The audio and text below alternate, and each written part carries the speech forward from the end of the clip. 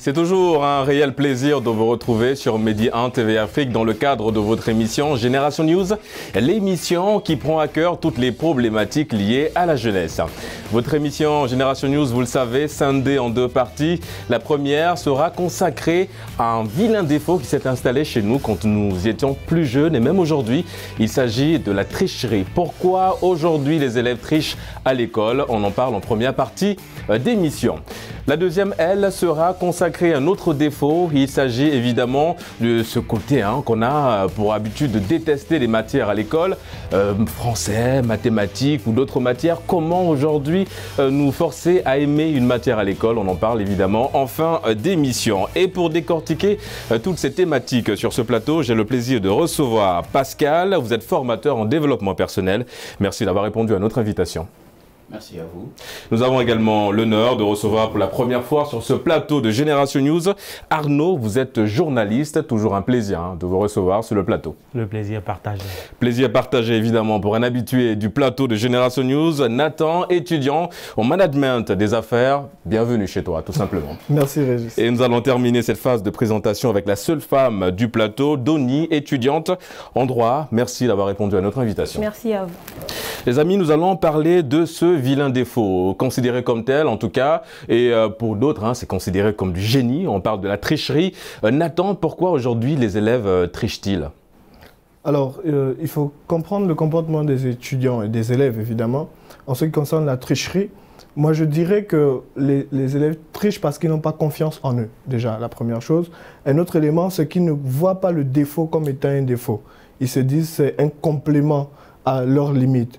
En temps, la tricherie, par définition, c'est simplement le fait de dissimuler une limite, dissimuler une incompétence et user de manière frauduleuse des méthodes pour obtenir des résultats de succès. En principe, un succès qui est fictif, qui est faux, parce qu'il ne relève pas de nos qualités même intrinsèques, mais de choses qu'on a ajoutées pour essayer de combler le vide. En parlant de ce vide, Pascal, vous êtes formateur en développement personnel. Comment le développement personnel analyse ce comportement, ce vilain défaut, considéré comme tel par beaucoup de personnes, en l'occurrence notre ami Nathan ici? Merci beaucoup. Nathan a évoqué une situation qui est très visible, malheureusement, que l'on rencontre, mais également a évoqué la notion de confiance en soi, ce manque de confiance en soi qui est là. Maintenant, la tricherie est déplorable et c'est quelque chose de très triste, mais également cela peut se comprendre. Pas que c'est normal, mais cela peut se comprendre dans la mesure où il y a un système éducatif qui est là et malheureusement mis en place pour montrer aux gens que la réussite est en relation avec les notes. Ce qui est très dommage. Maintenant, l'élève ou bien l'étudiant qui est là et qui se dit que voilà, si moi je dois réussir, je dois avoir de bonnes notes et ça commence dès la plus petite des cellules, c'est-à-dire la famille. Qu'est-ce qu'on nous dit souvent, nos parents? Il faut travailler bien à l'école pour avoir de bonnes notes. Si maintenant en face d'une évaluation ou bien lors d'un examen, je ne suis pas bien préparé ou bien je ne me suis pas tout simplement préparé et que je veuille avoir une bonne note, il y a de fortes chances que je sois tenté d'avoir recours à la tricherie, malheureusement. Il y a également ce facteur d'intelligence. Parfois, on considère les gens les plus intelligents comme ceux qui ont les meilleures notes. Comment vous apportez des solutions pour essayer un petit peu de ralentir ça chez la personne, chez le tricheur ou la tricheuse? Il faut tout simplement essayer de faire comprendre à la jeunesse que le fait de tomber n'est pas vraiment un échec. Le plus important, c'est d'essayer de faire avec ses limites, parce que les notes également, leur point positif est que ça permet de jauger la compréhension même de l'élève par rapport à une telle matière ou bien un tel module. Donc à partir de ce moment, l'élève ou bien le concerné ne doit pas se dire dans la tête, si j'ai une mauvaise note, c'est vraiment parce que je suis quelqu'un de médiocre ou bien quelqu'un de pas intelligent. Et en général, voilà. Ce n'est pas le cas, comme vous l'avez dit, c'est juste qu'on a besoin d'avoir cette note-là voilà. sur la copie. Arnaud, Henri parlait tout à l'heure d'un comportement qu'on peut comprendre. Est-ce le cas pour vous? Vous comprenez ce comportement? Bon, je ne le comprends pas vraiment. D'accord. Pour moi, c'est un vice et on ne peut pas trouver d'excuses à cela. C'est vrai, c'est déjà un manque de confiance en soi que de tricher. Mais au-delà de ça, c'est d'abord la paresse. Quand on veut tricher, on réfléchit, on mûrit à la stratégie. Qu'est-ce qu'il faut faire, qu'est-ce qu'il faut ne pas faire pour ne pas se faire prendre. En fait, c'est une forme d'intelligence, mais du mauvais côté, en fait. Exactement. C'est une forme d'intelligence, mais du très mauvais côté. Le temps pour préparer une tricherie, ce temps-là pouvait largement suffire pour peut-être réviser ses coups. Oui, parce qu'on prend souvent 5 heures à préparer un processus de tricherie alors qu'on peut réviser, comme vous l'avez dit. Oui. Déjà, le surveillant, il doit être ici, je dois caler mes copies de cette façon. Et tout ça, là, ça se mûrit à l'avance. Et je pense que tout ça, c'est le fruit d'une paresse. Il n'y a pas autre mot pour le dire. On n'a pas le temps pour l'essentiel. On préfère passer tout son temps pour des choses inutiles qui ne nous arrangent pas. Au finish, on se rend compte qu'on n'est pris par le temps et le seul moyen pour avoir quelques notes, c'est d'improviser en trichant, voilà. Évidemment. Doni, comme je l'ai souligné dans mon introduction, on va dire c'est un gâteau, voilà, on a tous goûté à ce gâteau quand on était plus jeune. Peut-être pas vous, non, vous n'avez pas goûté à ce gâteau? Certaines fois, oui, c'est arrivé. Certaines fois, bon, on va retenir, vous l'avez goûté. Alors comment justement vous analysez ce comportement de tricherie? Est-ce qu'il faut aller dans la sanction? Si oui, quelles sont les sanctions pour essayer un petit peu de dissuader les probables ou les futurs tricheurs ou tricheuses?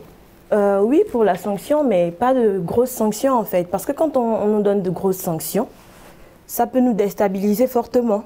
Parce que comme disait... Qu'est-ce que vous entendez par grosses sanctions? Vous voyez quoi comme grosses Les grosses sanctions, c'est des zéros sur le bulletin. D'accord. Des interdictions d'examen, des expulsions. C'est gros en fait comme sanction. Du coup, ça nous déstabilise fortement. Et pour repartir d'aussitôt, c'est pas facile en fait. Parce qu'on travaille, comme disait Pascal tout à l'heure, on travaille pour le bulletin quasiment, on travaille pour les notes. Parce que c'est comme ça en fait qu'on nous a appris, c'est ce qu'on nous a toujours dit, qu'on devait travailler pour avoir de bonnes notes. On devait travailler pour satisfaire nos parents, pour aller en classe supérieure, pour montrer à tout le monde que oui, on peut y arriver, pour montrer à la classe. Parce que souvent tout le monde ne sait pas qu'on triche dans la classe. Et quand on nous sanctionne comme ça, du coup ça nous fait, c'est frustrant en fait. Parce qu'on se dit, voilà, vous nous demandez des choses, vous nous donnez des matières parfois qu'on n'arrive pas à comprendre. Du coup, on n'a pas souvent le choix. C'est vrai qu'on s'adonne à des petits plaisirs comme ça et tout, vite fait, mais on ne fait pas que ça, s'adonner à des plaisirs. Parfois, ce sont des matières qu'on ne comprend pas, qu'on essaie de comprendre, on a essayé, mais on n'a peut-être pas trouvé la bonne méthode pour les comprendre. Et du coup, on se met à faire des petits post-it. Est-ce que son trichant qu'on comprend mieux la matière Non, pas forcément. C'est pas forcément l'objectif en fait de comprendre la matière. Non, c'est juste d'avoir la bonne note qui va nous permettre de passer. On ne cherche pas à comprendre cette matière en question. On veut juste la note. Mais Nathan, en fait, on se retrouve dans une configuration où tricher, comme l'a dit notre ami Arnaud, ça paralyse le cerveau. Il faut déjà tenir compte de deux phénomènes. C'est un phénomène très paradoxal. Pourquoi ? Parce que Arnaud disait tout à l'heure que c'est faire preuve de paresse. Mais il y a des tricheurs professionnels et qui sont très réfléchis, qui prennent le temps. Pour moi, le tricheur travaille 2 fois plus. Pourquoi? Parce que pour tricher, il faudrait réfléchir à une méthode. Il faudrait analyser le comportement du surveillant.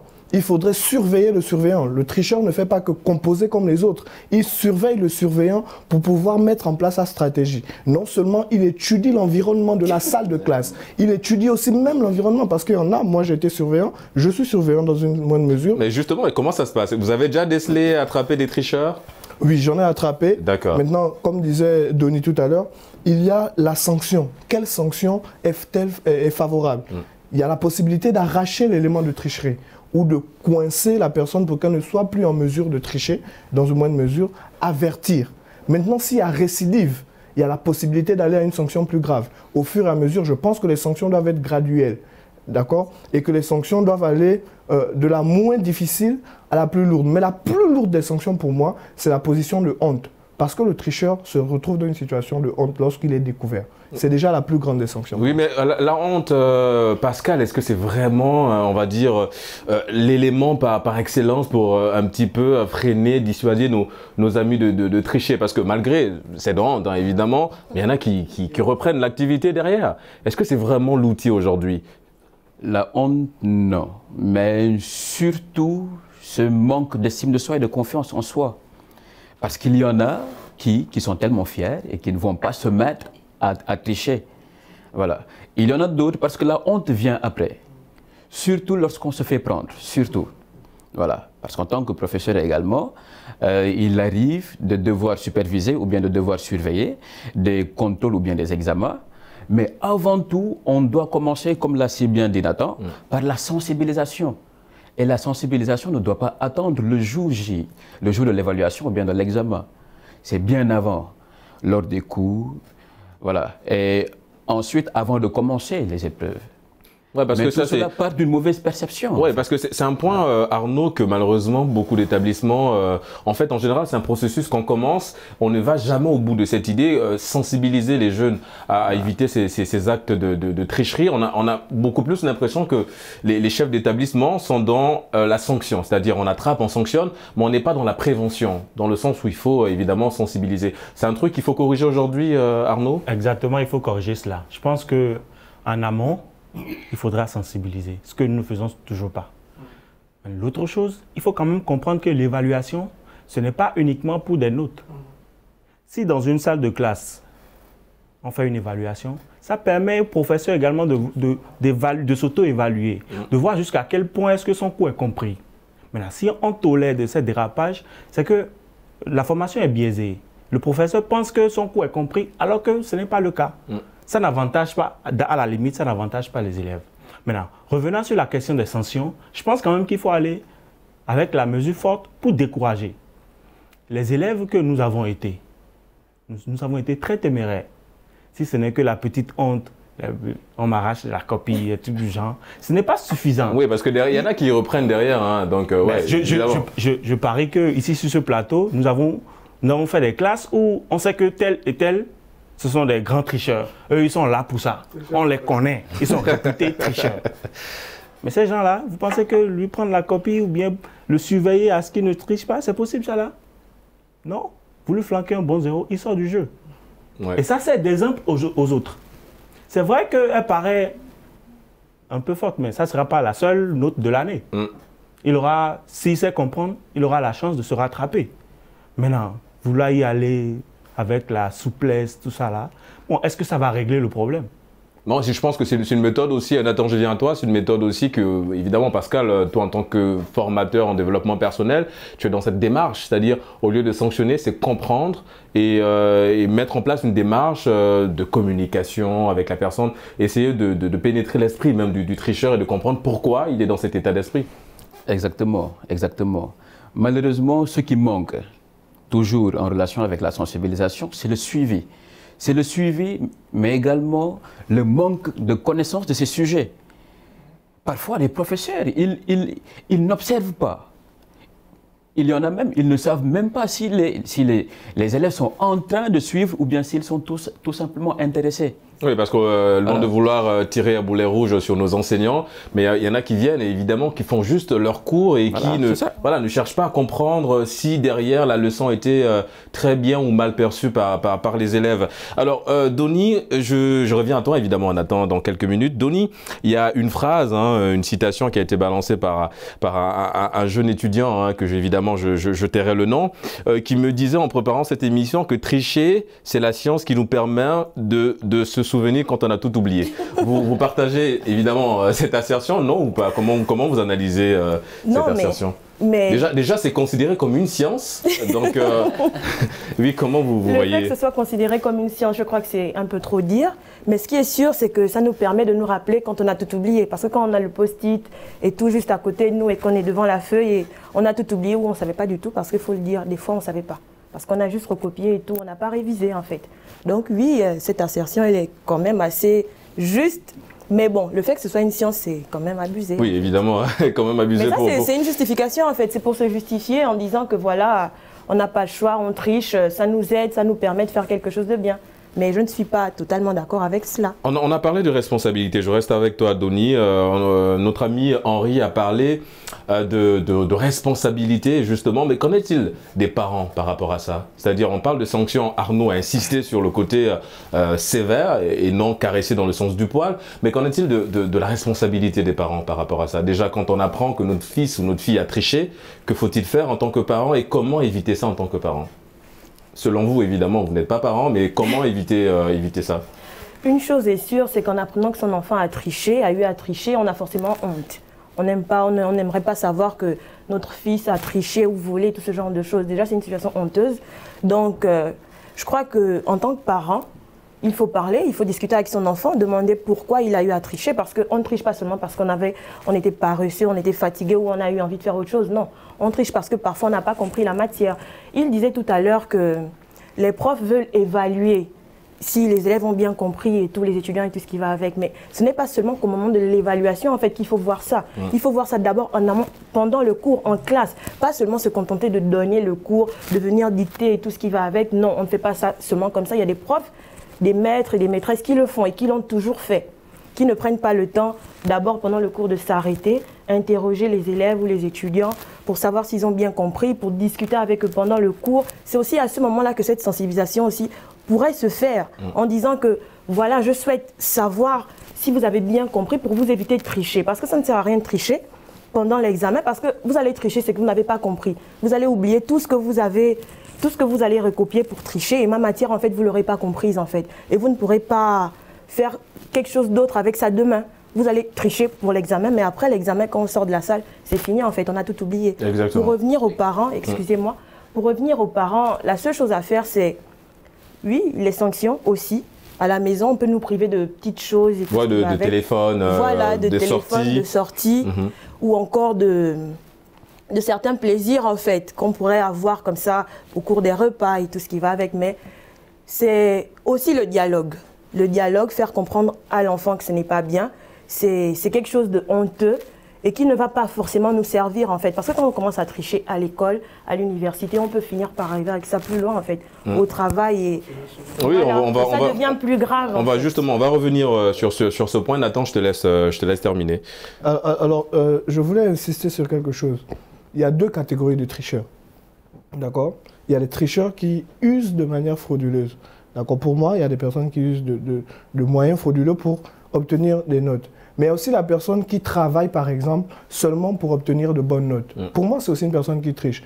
Parce que la personne ne garde pas des compétences. Elle a des bonnes notes à l'école, mais après, le niveau se baisse. Moi, je me confronte souvent à des étudiants comme nous et je me rends compte qu'il y a un grand vide au niveau de la formation. Ouais, parce qu'en fait, beaucoup d'élèves ne sont pas dans l'analyse, ils sont beaucoup plus dans une expression qu'on utilise quand on est plus jeune, on appelle le crashing, c'est-à-dire copier-coller, je bûche tout ce que j'ai eu à étudier, à lire, et je viens recopier, comme on dit, copier-coller, hein, tout simplement. Depuis, je te laisse terminer. Attends. Et il y a un autre phénomène.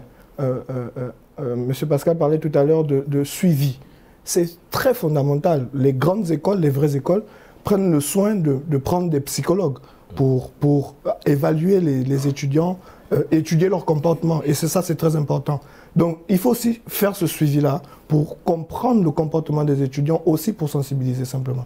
Arnaud, Doni parlait d'un point très intéressant, corroboré par Nathan. Elle parlait évidemment de la tricherie. Alors, tricher très jeune, c'est hypothéquer son avenir, parce que quelque part, on peut se retrouver en entreprise, avoir toujours ce défaut, tant qu'on n'a pas une personne qui nous sensibilise à ce vilain défaut-là. Vous partagez cet avis? Tricher très jeune, c'est hypothéquer son avenir?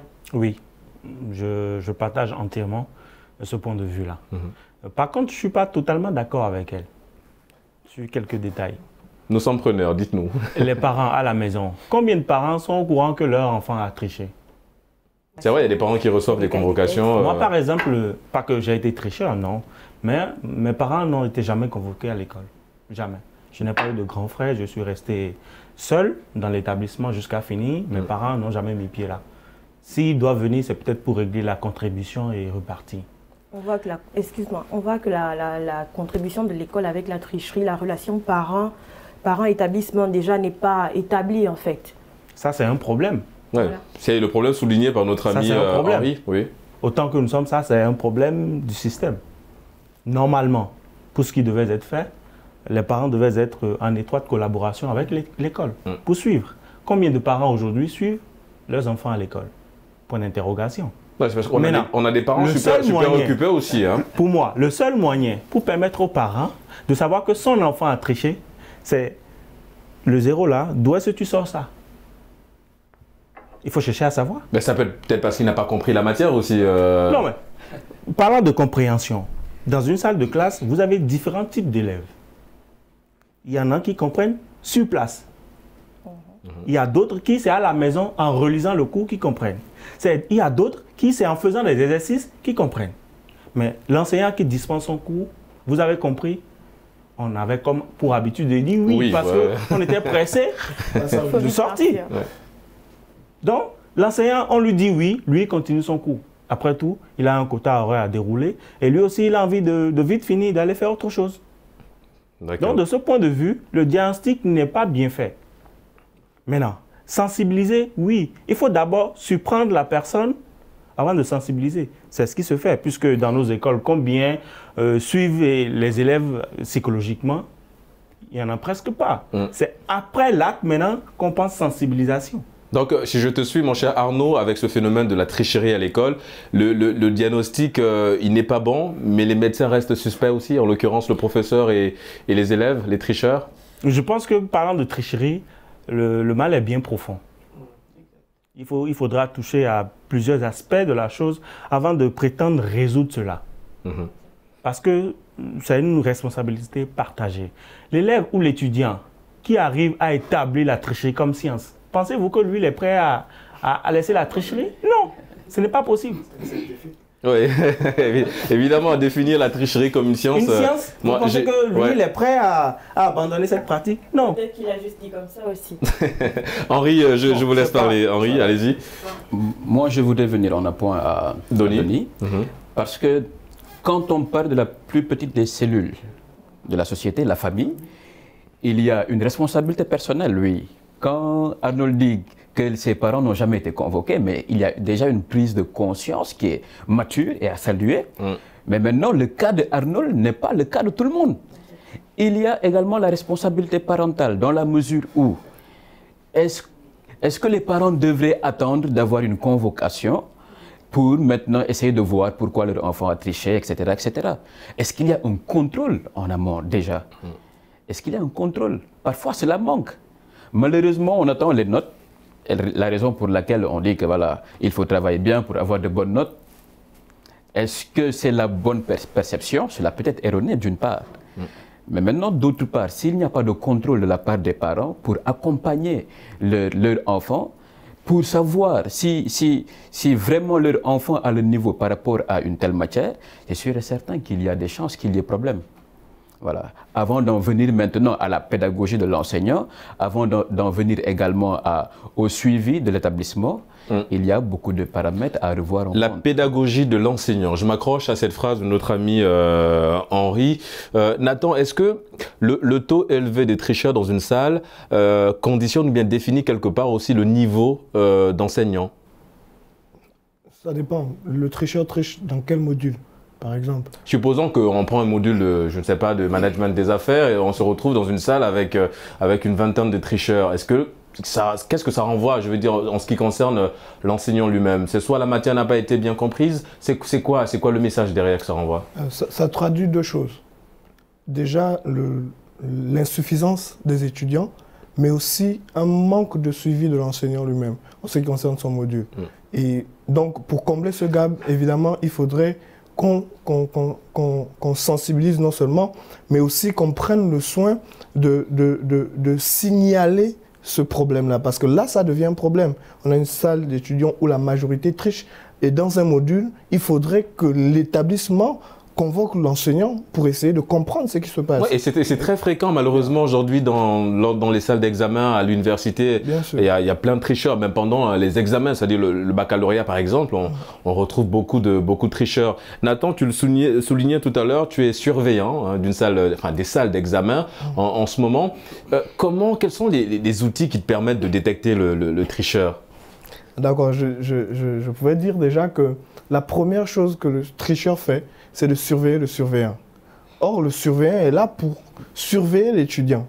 Mais le tricheur, contrairement aux autres étudiants qui viennent pour travailler, lui, il surveille le surveillant parce qu'il a besoin de savoir à quel moment user d'artifices pour réussir son examen. Mais dans le comportement aussi, je ne sais pas, issu un peu comment ça se passe. Il y a le stress. La tricherie entraîne beaucoup de stress. Et même pour les plus malicieux, la tricherie se traduit dans le comportement, même la communication paraverbale, dans sa manière de se positionner, dans sa manière d'être, dans ses réactions, dans ses mouvements même.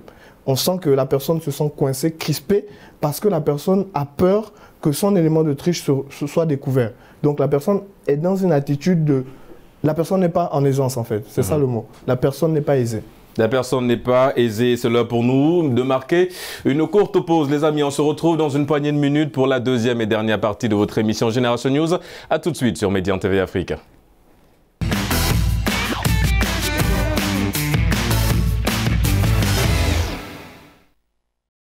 De retour sur le plateau de Génération News pour la deuxième et dernière partie d'émission. On parle d'un autre défaut, au-delà de la tricherie, c'est cette capacité à refuser une matière à l'école. Je vais aller un peu dans des questions assez privées, les amis. Donnie, est-ce qu'il y a une matière à l'école que tu détestais?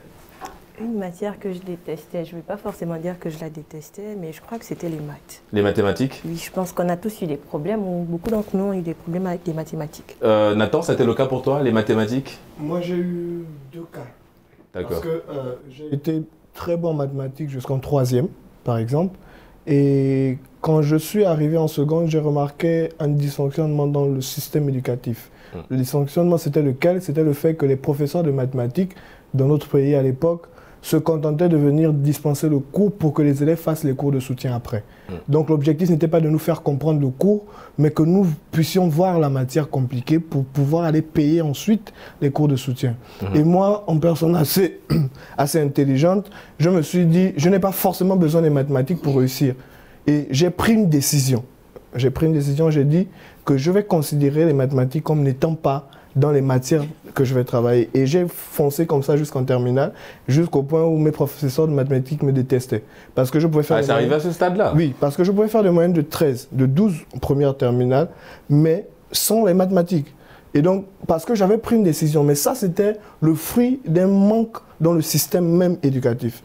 C'était pas parce que je comprenais pas les mathématiques. D'accord. Et Arnaud, justement, déjà, une question, c'était la vôtre, c'était laquelle, la matière que vous détestez? Enfin, pas détester, mais que vous avez du mal à accepter. Bon, pas fini les mathématiques. D'accord. Pas fini. Et comme Nathan, c'est également 2 cas chez moi. D'accord. À la base, j'aimais très bien les maths. Jusqu'en seconde, où l'enseignant que j'ai eu, j'ai pas aimé sa façon de dispenser le cours.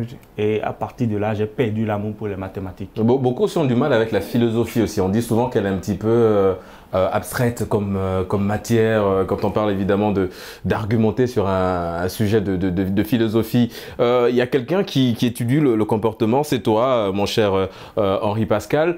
Comment ça se passe, évidemment? Que faut-il faire pour essayer de soigner un petit peu les petits mots de nos amis Arnaud et Nathan par rapport à cette capacité à refuser une matière? Que faut-il faire concrètement pour aimer une matière? Bon, ce qu'il faut, c'est d'abord essayer de comprendre les dispositions mentales de l'élève. Parce que parfois, on veut forcer quelqu'un à aimer une matière, alors que la personne est beaucoup plus orientée vers un autre module ou bien vers une autre matière. Nous ne pouvons pas tous être des scientifiques. Le monde n'a pas besoin uniquement de scientifiques, ou bien tout simplement de littéraires. Il y en a qui ont un amour pour les langues, d'autres qui sont beaucoup plus pour les chiffres, d'autres qui sont dans d'autres domaines. Donc ainsi va la vie. Maintenant, parfois, il y a les préjugés. Il y a les préjugés. Au Sénégal, par exemple, on entend souvent, mais la série littéraire, c'est pour les filles. Donc, quelqu'un qui est dans ce genre de préjugés, il va s'atteler à vouloir quelque chose, alors que ce n'est vraiment pas son aspiration, ou bien ce n'est pas en adéquation avec sa disposition mentale. Voilà. En d'autres termes également, il faut revoir la pédagogie de l'enseignant. Parce que j'ai été également dans les cas de Arnold, parce que j'étais bien en ce qui concerne les mathématiques jusqu'en classe de 4e, et j'avais malheureusement beaucoup de camarades qui étaient dans la même situation. Un enseignant qui était très sévère, et finalement, qui a malheureusement réussi à cultiver une certaine peur, et un certain manque de confiance en nous au point où, au fur et à mesure, on commençait à délaisser cette matière. Mais on crée une barrière évidemment entre nous et cette matière. Donny, pour s'accrocher à notre thématique du jour, comment se forcer à aimer une matière? Supposons vous, c'est des mathématiques, comment se forcer à aimer les maths? On ne l'aime pas, on ne les aime pas en fait. On s'adapte, on fait ce qu'il faut pour réussir en fait à pallier les notes qu'il faut en fait. Pour oui, mais ça se résume à quoi? Faire ce qu'il faut, ça se résume à quoi? Ça se résume à faire des exercices, travailler, mais on ne va pas comprendre, on ne va pas forcément l'aimer. Mais on va parfois comprendre certains exercices, certains procédés, mais ça va s'arrêter là en fait. On va pas forcément aimer la matière. On peut finir par l'aimer si on apprécie, parce qu'on aura tellement compris, on se sera rendu compte qu'en travaillant, c'est plus facile. Mais aimer, ça n'arrive pas souvent. Ça arrive qu'on puisse finir par aimer une matière parce qu'on a fini par la comprendre et c'était plus simple. Ça a fini par devenir beau, quelque chose d'intéressant, mais c'est rare que ça arrive. Souvent, on se contente juste de faire ce qu'il faut. Et ce travail, Arnaud, il faut le commencer très tôt, dès le bas âge, c'est-à-dire commencer à... On parlait dans la première thématique du suivi parental et ça s'applique aussi en ce qui concerne le fait d'aimer une matière. Et pour certains parents, on a souvent l'impression que ce choix, balancé par notre ami Henri Pascal, qui est de scinder, c'est-à-dire quand on parle souvent de littérature, on dit en général c'est pour les femmes, mais on a souvent l'impression que certains parents aussi sont beaucoup plus à l'aise. On nous pousse un petit peu très jeune d'embrasser une matière et délaisser l'autre. Comment vous jugez un petit peu ce comportement? Je pense que c'est un défaut. Il faut d'abord connaître son enfant. Il est bon à quoi? Mathématiques, français, quoi? Et là, en fonction de ça, vous l'orientez. Pas lui imposer des choix, mais vous l'orientez en fonction de ses aspirations. Très souvent, c'est ce qu'on ne fait pas. Et le papa peut-être qui est médecin, qui a fait les sciences, voudrait que son enfant aussi... Exactement. Donc du coup, on a l'impression que le choix il est déjà fait, et ce qui fait que l'enfant grandit avec l'idée de ressembler à son père médecin. Et du coup, les matières comme le français, on a tendance à délaisser, mettre un petit peu de côté. Et d'ailleurs, pour taquiner nos amis médecins, beaucoup disent que c'est la raison pour laquelle on a parfois du mal à lire ce qu'ils écrivent sur les ordonnances. Oui, je t'ai interrompu, mon cher Henri Pascal. Tu veux rebondir sur un point bien précis? Oui, allez-y. Par rapport à l'amour d'une matière, cela peut être possible, hein, mais il faut qu'il y ait également de la communication. Et comme l'a dit également Arnold, si on parvient à identifier l'orientation professionnelle, si on anticipe, de l'élève, de l'étudiant, et là, ça peut être beaucoup plus facile de lui faire comprendre que pour arriver à ce stade, il faut maintenant que tu travailles davantage telle matière ou bien tel module. Il faut que tu fasses beaucoup plus d'efforts parce que cela te permettra de pouvoir réaliser telle chose, de pouvoir développer telle compétence en ayant certaines connaissances ou bien cette connaissance en particulier. Nathan, vous êtes papa, vous êtes grand frère aussi. Comment vous gérez ça justement? Comment vous essayez d'apporter un petit peu... on va dire une touche personnelle pour essayer de pousser votre enfant ou bien vos petits frères à aimer ou bien à s'adapter à une matière à l'école? Moi, je vais du principe qu'à côté de ce qu'il faut faire et de ce qu'on veut faire, généralement, il faut aller dans le sens de ce qu'il faut faire, en principe. Maintenant, il y a une chose avec les matières et les modules. Tout à l'heure, Arnaud parlait de prérequis ou de prédisposition.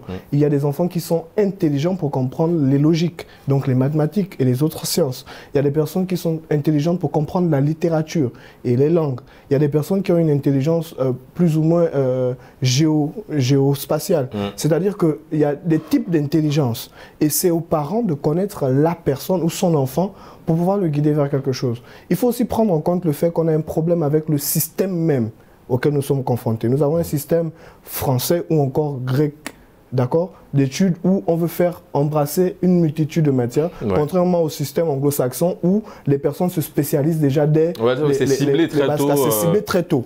On cible les enfants, c'est un avantage, c'est un atout. Ça peut aussi se présenter comme un manque. Parce que par exemple, si vous êtes dans le système anglo-saxon et que vous êtes très fort en sciences, vous avez un grand manque aussi du côté littéraire. Donc, c'est des choses qui sont très relatives.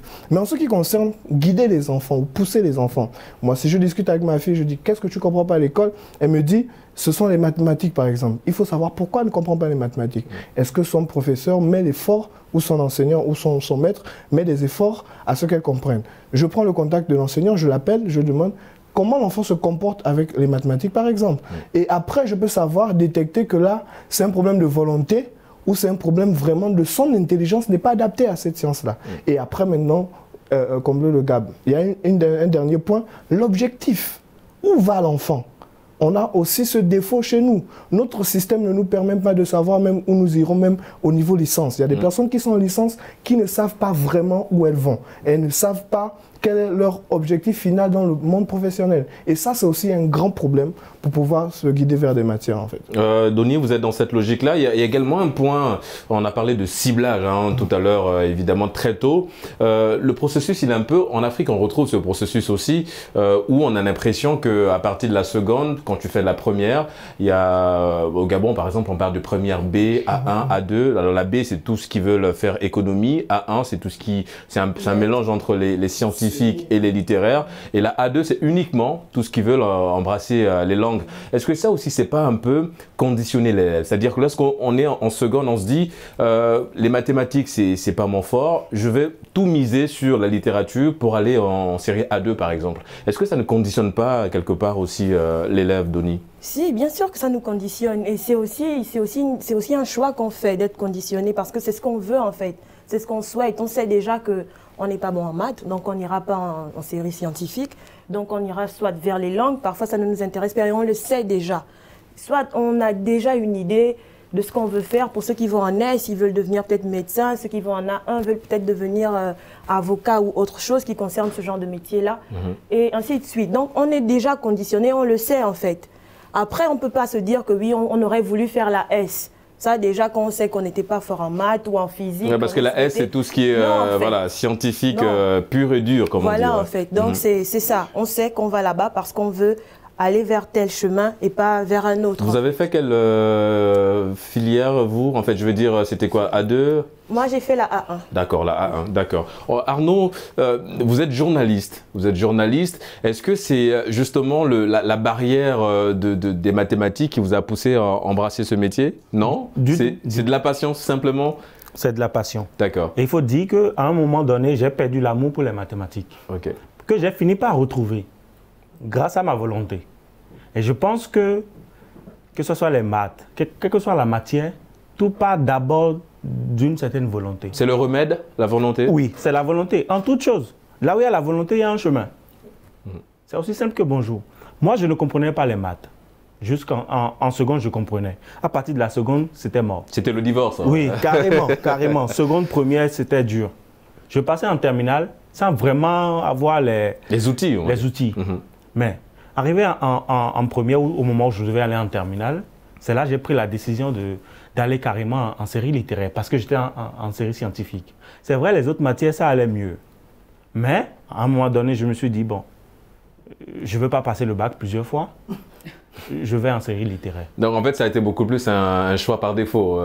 Oui, mais que vous assumez aujourd'hui. Pleinement. D'accord. J'assume pleinement. Je suis allé en série littéraire, croyant que là-bas, bon, c'est aussi facile que ça. Mais je suis allé une première fois, j'ai buté. Je n'ai pas eu le bac. J'ai repris. C'est à la reprise que je me suis dit, bon, maintenant là, je ne néglige plus aucune matière. Les mathématiques, je dois les comprendre.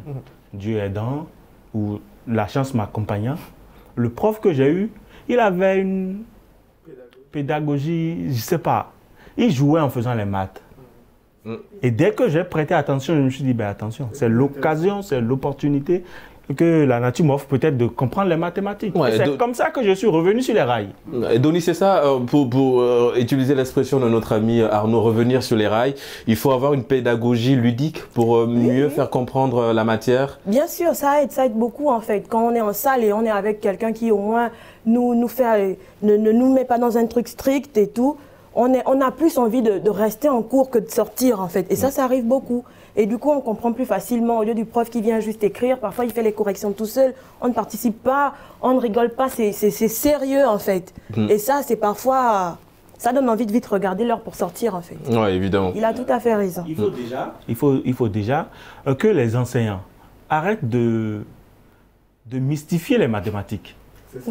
Bon, évidemment, on parle de mathématiques. Avec tellement de sérieux. Ouais, mais attention. Il y a d'autres filières, il y a d'autres matières aussi que. On parlait tout à l'heure de la philosophie. Elle aussi, elle est un petit peu, on va dire, considérée comme les mathématiques, considérée comme la bête noire. Hein. C'est comme ça qu'on appelle évidemment ces matières avec lesquelles nous avons une difficulté assez particulière. Henri, Pascal, Nathan parlait d'orientation. Aujourd'hui, un peu partout, hein, dans des établissements, on a ce qu'on appelle des conseillers d'orientation. Est-ce que eux aussi, quel est l'apport de ces personnes-là en ce qui concerne le fait d'aimer une matière? Bon, le rôle de ces conseillers, c'est d'abord de permettre aux concernés qu'ils soient conscients que le fait d'être meilleur ici, plutôt que dans un autre module ou bien dans une autre matière, n'est pas un défaut en soi, n'est pas quelque chose de vilain, c'est normal. C'est comme nos deux mains. Les ambidextres, ils ne sont pas nombreux, ceux qui sont habiles des deux mains. À chaque fois, il y a une main qui est la dominante et l'autre qui est la dominée. Donc c'est la même chose également, même si on rencontre parfois des élèves qui sont quasiment doués partout. Voilà. Mais la plupart du temps, ce sont des élèves qui subissent tellement de pression familiale. On les force à être bons partout. Ils ont des professeurs, en dehors des professeurs ou d'un maître, voilà, des professeurs qui viennent en appoint, des cours à domicile pour tous les modules, donc ça devient vraiment, voilà, ils n'ont plus de vie, ils n'ont plus de vie, tout simplement parce qu'on veut que l'élève soit bon partout. Voilà. Et parfois, il peut y avoir des répercussions parce qu'il peut se perdre dans son orientation. Maintenant, le conseil également, il vient pour montrer ou bien pour essayer de comprendre quelle est la disposition personnelle et psychologique de la personne par rapport à une telle carrière ou bien une autre, tout simplement. Donny, on va parler, Nathan, je vais venir à toi dans un instant. Donny, on va parler d'un autre phénomène, c'est l'apparition, hein, l'avènement d'Internet, en l'occurrence les réseaux sociaux. Est-ce qu'aujourd'hui, Internet est venu renforcer ce désamour d'une matière ou bien renforcer la capacité à aimer une matière? Je dirais qu'il y a un peu des deux, mais ça pencherait plus vers le point d'aimer la matière. D'accord. Parce qu'en faisant, on fait les recherches nous-mêmes. En faisant les recherches, on découvre des choses qu'on n'a pas parfois appris en salle, en fait.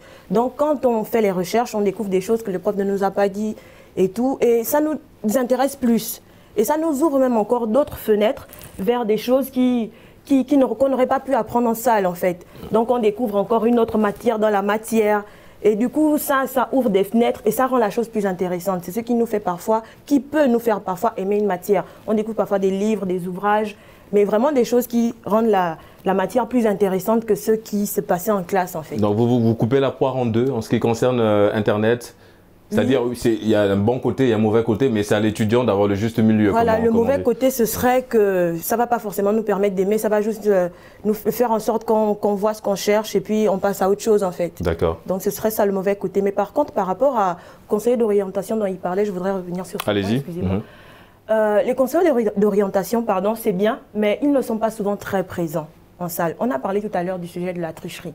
Quand il y a des tricheries, par exemple, ils pourraient se rapprocher des élèves en question ou les surveillants qui ont attrapé ces tricheurs pourraient prendre ces élèves-là et les emmener vers le conseiller pour savoir ce qui s'est passé.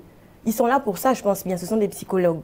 Pour savoir ce qui s'est passé, pourquoi l'élève a triché ou l'étudiant, pourquoi il n'a pas pu ramener tout ce qu'il a appris en classe et c'est à donner à la tricherie. Ou pourquoi il a du mal à s'en sortir dans une matière bien précise. Ces conseillers-là n'attendent que les élèves ou les étudiants viennent vers eux. C'est rare. Moi, je n'ai jamais vu un conseiller, sauf pendant les petits séminaires qui se passaient parfois dans les lycées, dans les établissements. C'est rare que des conseillers viennent vers les étudiants ou les élèves ou qu'on convoque un étudiant ou un élève vers les conseillers en question. Et ça, c'est un problème. Pour moi, c'est un problème. D'accord. Nathan, un problème, et je vous laisse rebondir sur un point bien précis, allez-y. C'était sur le fait des conseillers. Il faut comprendre déjà que le travail des conseillers, il est biaisé. Dans le sens où, pour comprendre un étudiant et comprendre là où il va, ou pour pouvoir l'orienter, il faut déjà comprendre d'où il vient. Simplement, savoir que par exemple, il a des prédispositions en telle chose, ça ne va pas au travers des relevés, parce que voici ce qui se passe. Le conseiller d'orientation reçoit de la direction ou de l'établissement un relevé de notes des étudiants, qui sont par exemple en classe de 3e, et on dit orientez-les vers la seconde qu'ils vont choisir, seconde littéraire, seconde scientifique. Lui, il regarde les notes, il ne connaît pas l'étudiant. En vérité, ils ne connaissent pas les étudiants. 2 ou 3. C'est difficile en une conversation de 2 minutes, 3 minutes, à moins d'être vraiment un génie psychologue, de savoir que Henri Pascal est doué en langue, est doué en communication interpersonnelle, est doué en développement personnel. C'est presque impossible. Donc, il faudrait déjà un travail de génie pour faire ça. Or, cela nous prouve à suffisance que le système a des manques, a des limites. Il faudrait aller vraiment régler ces problèmes-là à la source et aussi inciter les établissements, inciter même les gouvernements à mettre en place des mesures plus sérieuses au niveau du suivi des étudiants. C'est vraiment très important pour moi. Arnaud, vous partagez cet avis, l'avis de Nathan? Entièrement, entièrement. En ce sens que dans nos écoles, dans nos établissements, quel suivi nous avons? Il n'y en a pas. Il n'y en a pas. Une fois encore, le mal, il est bien profond. Mais on parle toujours de réforme du système éducatif, mais en fait, on a du mal à joindre l'acte à la parole, Arnaud. Ça, c'est vrai. Ceux qui parlent de réforme du système ne sont même pas du système. Peut-être s'il faut réformer, on réforme sans eux. Vous voulez quoi? Ça ne peut pas marcher. Ça ne peut pas marcher. Associer les acteurs, ils pourront vous donner les failles. Et s'il y a réforme, vous apportez ce qu'il faut apporter. Je suis tout à fait d'accord avec Nathan quand il dit qu'il faudrait que ce psychologue soit à la limite extra pour détecter le talent en 2 minutes. Moi, j'ai fini mon cursus, je n'ai jamais été en contact avec un conseiller d'orientation. Jamais. Ils ne cherchent pas, ils ne vont pas vers les jamais. En fait, ils sont là, mais sans être là. Ils sont juste dans leur bureau, Bien sûr. Enfin, je ne les ai jamais connus. Voilà. Je n'ai jamais entendu parler. On ne m'a jamais orienté ou quoi que ce soit. Oui. Et même en dehors de cela, il faut également noter qu'on commence à rencontrer de plus en plus de conseillers pédagogiques qui ne sont pas bien formés également. Effectivement. Et c'est également dommage. Il y en a qui induisent même l'élève ou l'étudiant dans les malheureusement. Le mal il est très profond, Nathan. Je vais m'accrocher à l'argumentaire de notre amie Doni quand elle parlait évidemment, quand elle a coupé la poire en deux en parlant de l'apport négatif ou positif d'Internet en ce qui concerne cette capacité à aimer une matière. Que faut-il faire aujourd'hui? On parle du e-learning. En fait, c'est quoi? C'est associer aujourd'hui l'enseignement à Internet aussi pour avoir un complément d'information en ce qui concerne l'élève? Il faut déjà comprendre que dans le nouveau paradigme où nous sommes dans un système de faciliter l'apprentissage. En principe, au XXIe siècle, l'enseignant ne vient plus donner une totalité de connaissances. Il vient faciliter la compréhension de l'étudiant face à un module, face à une matière. Qu'est-ce qui se passe? En principe, on devrait avoir des compléments de cours. Ça, c'est en principe. En principe, c'est ce qui devrait se passer. C'est-à-dire, par exemple, pour des modules en anglais, on va prendre un cas tout simple. L'enseignant ne va pas venir nous cracher des cours de grammaire en anglais ou des cours de business en anglais. Mais prendre des vidéos, par exemple, sur Internet, prendre des vidéos sur YouTube de tutos et nous faire partager pendant des moments de 10 à 15 minutes sur une vidéo, par exemple, et nous expliquer ou nous aider nous-mêmes aussi à comprendre ce qui se passe dans la vidéo. Des tutos, c'est pareil en logistique, pareil en marketing, pareil en histoire. Ça permet aux personnes non seulement de s'intéresser, à avoir du plaisir dans ce qu'ils font, mais aussi d'aller plus. Ça suscite la curiosité. Mais le piège avec Internet aujourd'hui, c'est le problème de la facilité. Parce qu'aujourd'hui, on ne fait plus d'efforts de lecture, d'aller en profondeur, aller faire des recherches. On se contente de cliquer sur Google, histoire de la logistique. on reçoit tous les éléments qu'on va cracher sur un devoir de recherche. Oui, et évidemment, on n'a pas cette capacité d'analyse, de synthèse. Et c'est ça le gros défaut, en fait, pour moi, au niveau d'Internet. Un gros défaut au niveau d'Internet, Henri Pascal, évidemment, on a toujours besoin d'Internet, mais c'est justement aussi aux parents ou à l'élève de trouver, comme je disais tout à l'heure, le juste milieu en ce qui concerne l'utilisation d'Internet.